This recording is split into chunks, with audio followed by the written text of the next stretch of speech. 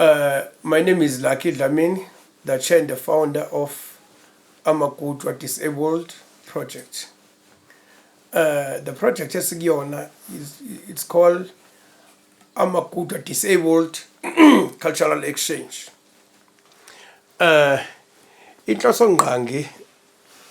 yale project Amakutwa Disabled Cultural Exchange ukudevelopha umphakathi nokufundisa nokunikeza amathuba umsebenzi wezandla okuyi-cane weaving kumphakathi one-disability u-90%, nabesifazane abo-70%, nentsha u-60%. Uku-create amathuba-ke omsebenzi nokubaqeqesha ngokuba iqeqesha abantu abangaphezu kwa-40. Kulabo bantu abangaphezu kwa-40 siphume nabantu abawu-9 abakwazi ukuthi manje bathola amathuba emisebenzi ngokuthi sebeqeqeshekile nabo sebekwazi ukuqeqesha abanye abantu ukukreate amathuba emisebenzi ukuthuthukisa umphakathi. Siyahamba 1 siyafaka ngaphansi ngaphezulu kufanele ihlale kanje siyayipress yabo ifuna ihlale ikuyinto kanje siyaphinda siyathatha futhi enye sticks la siyasifaka isticks esikhona kuzohleze kuwufola kungewona kumphakathi wodwa ngaphandle nangaphakathi ejele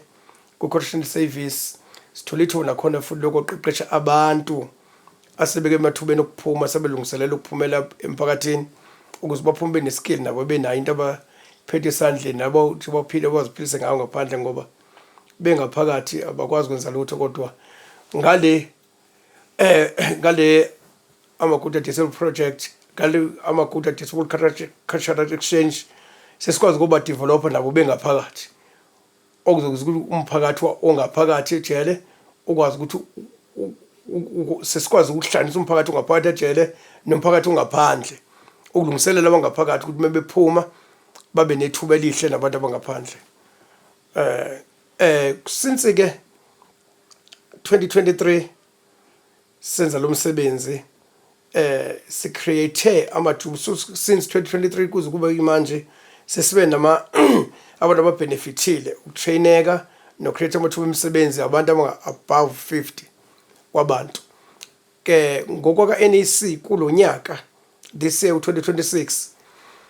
NEC usixhasile ngemali sakwazi ukuthenga imaterial saphinde sakwazi ukutraina abanye abantu yaqasha abantu abawu-11 labantu abawu-11 yibona sisebenza nabo manje noma sisebenze ngabo ukukhiqiza abanye abantu ukwenza lo msebenzi wezandla we-cane weaving.